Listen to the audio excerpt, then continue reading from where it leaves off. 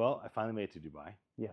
I remember the first time you and I met in 2020 in Washington, D.C., you were telling me all the cool things that you were doing and had done here. So at one point, this was your home. Yes, 8 years. Yeah.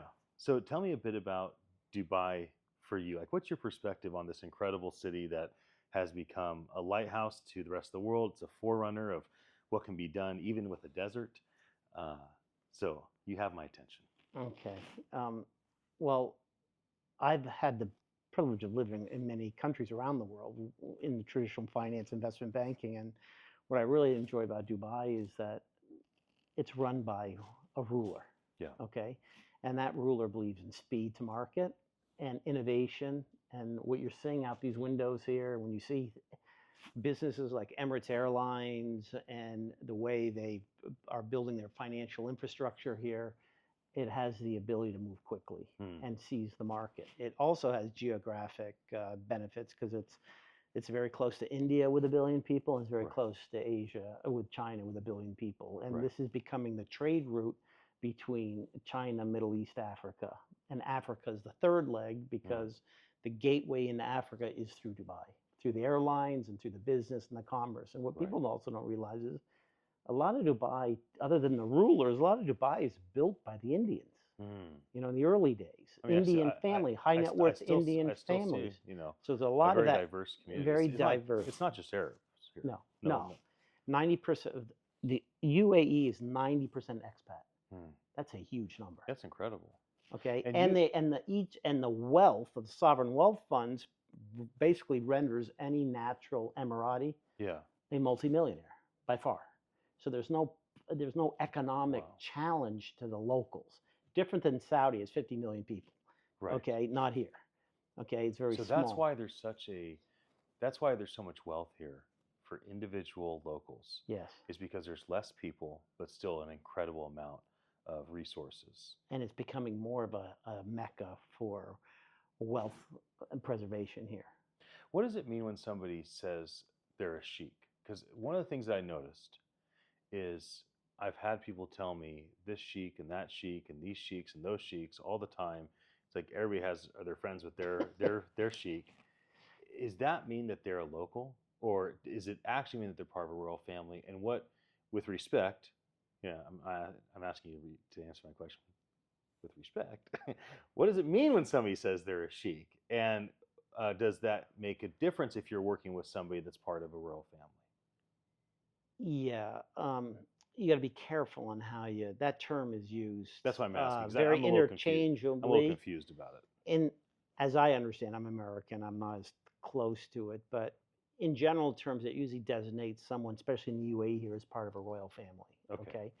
In Saudi, they start calling huge family offices, huge family tribal leaders, heads of sheikhs, even though they may not be part of the royal family. I see. Okay. So there's kind of a difference between, and you say doing business here, up until only 2 years ago, to do business here, you had to partner with a local family. So that's how they're like China, that's how they keep their involved in the process. I see. So now they've opened that up, so you can be over here. But in the traditional sense, the central government doesn't run businesses. What they do is they bring companies over here and they pass it to a prominent family that works with the partners that come over here to execute business. Okay. So all like major banks, they'll always tie back to a prominent family in Abu Dhabi or Dubai. Okay. All the major construction here, Emaar and Damak, those are very family-driven businesses. I mean, just right here. Here's what appears to be a 60-story building that's under construction. Yeah. Right here appears to be an 80-story building that's almost done. My family's lived in the San Francisco Bay Area for 10 generations. Yeah. So my ancestor founded the city of San Jose in 1777, and the San Francisco Presidio in 1776. It's been wild for my family to watch San Francisco go from what was a small city in terms of high rises to basically looking similar to parts of Manhattan. Yeah. And we're like, they built 10 skyscrapers this year. They built 20 skyscrapers this year. What appears to me is that they're building several hundred skyscrapers a year. I went to Saudi a couple days ago. It appears that they're building maybe 10,000 skyscrapers just in Riyadh alone, just as I'm going from the airport Yeah. to the location. Tell me about what is it? What's your perception on why why is the ruler here and the ruler in Saudi as an example, right? The KSA, the UAE. Yeah. Why have they been successful in executing something that other humans have not been able to execute? Is it their control? Is it their money? Is it their vision? Is it a combination of many things? Help me understand how you perceive their ability to do such grand and significant and inspiring things. Part of it's financial. Okay. And what people don't really want to talk about is the underbelly of Dubai is somewhat built on slave labor from India, Bangladesh, and Pakistan. So by having the access to cheap labor, even to the They extent are maybe labor, slave, they are indentured labor, servitude or yeah, something of that and there's nature. labor facilities here that hold these people, and they truck them, and they work incredible hours in building all these. I mean, So that is that's basically how one. That's empires what. and kingdoms Yeah, have been built for all time. absolutely. Secondarily, Dubai's very the UAE's biggest trading partner is who? Who's building the materials for all this? China. Okay. What is UAE's biggest security partner? The U.S. You have a natural arbitrage between China and the U.S. right here. And then you got another dynamic, which you don't really see in the world, is you got a benevolent ruler. And rulers can make decisions, they can move fast, and they can turn it on. Like a rainstorm you heard the other day. Yes. He can declare, what he did, $500 million to pay everyone's damages. Okay, he can make a decision. He doesn't have to. He makes that decision. So like blockchain, everything will be on the blockchain. You and I are from the U.S. This conversation right now is on the blockchain, Paul. I know. And if you try to change an SEC rule or a NASDAQ rule, it could take you 4 years, you know? Here they can move at the speed of business, and that's what's fascinating. Are there as many Chinese nationals that move here as there are American expats that move here? No, that's you got to be careful of, because this is an expensive place. Very. But not expensive if you're not paying worldwide income. So the Brits are all here. The Europeans are here because they don't have to pay taxes for income earned here. You and me as Americans, we pay taxes on worldwide income. That's our disadvantage. So what happens is, so what we effectively is we're paying taxes twice. Okay. We don't have the tax offsets because there's no taxes here.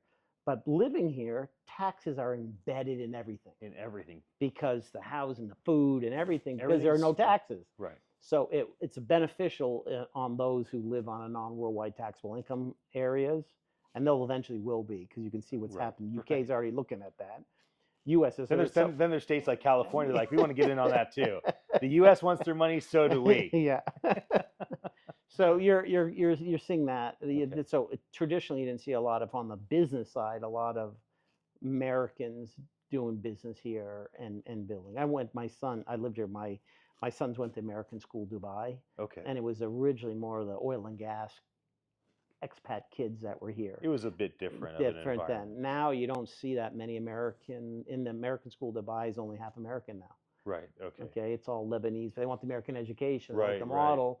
But a lot of the traditional expat packages out here for traditional business, they don't happen.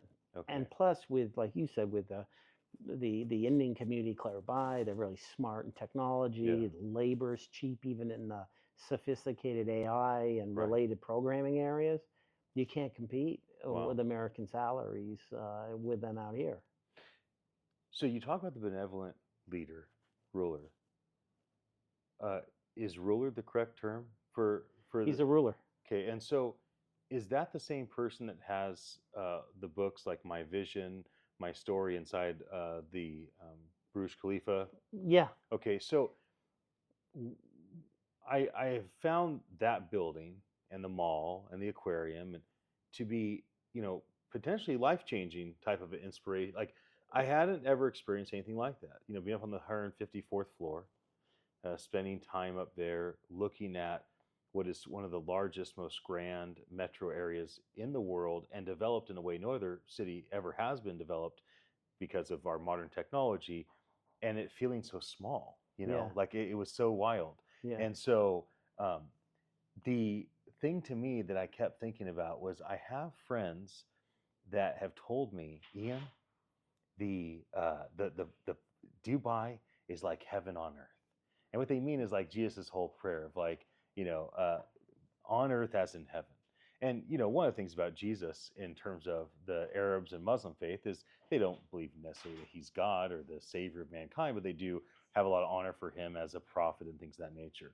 And so I think that they would even, consider his Absolutely. prayer, Absolutely. the prayer of, provide for me, help me to forgive others as you've forgiven me, help me create heaven on earth, right? Yeah. And so what's your impression of Dubai as a place, maybe this could be where we end our conversation, as a place where it's like you see what could be being built, like what's possible happens in this area.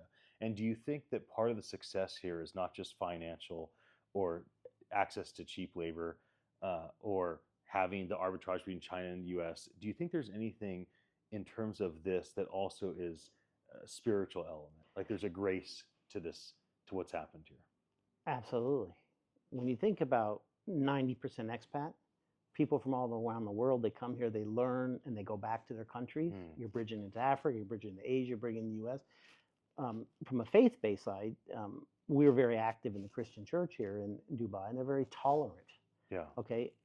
I can talk more about my faith openly here than I can in Boston, Massachusetts. That's so wild. Why? Because they're in a framework of praying 5 times a day in daily prayer. You can see it out here. Yeah. They understand that we Yeah, believe in our faith. I found the prayer rug and the the Quran. So it's in the mindset, and Right. they believe that Jesus is a significant person in the Bible, right? And so and then the Abrahamic faith. So Right. so that's not a gating issue. It's so you have that sense of connection with the Muslims here working. We didn't actually introduce ourselves when we started, so if anybody's listening, I'm Ian Utile. Welcome to the party. But can you introduce yourself and give a little background on what you do, and then we can wrap it up? Yeah, my name is Paul Gyra, and I'm working currently with a family office out of DC area, and I also do direct transactions, business transaction, private equity transactions. And I'm still working in this part of the world on some fund structures up in Abu Dhabi. Yeah. And I'm mostly background in banking and investment banking, asset management. And for me, my background, I'm Paul's friend. That's usually how I introduce myself. That was fun. Thanks.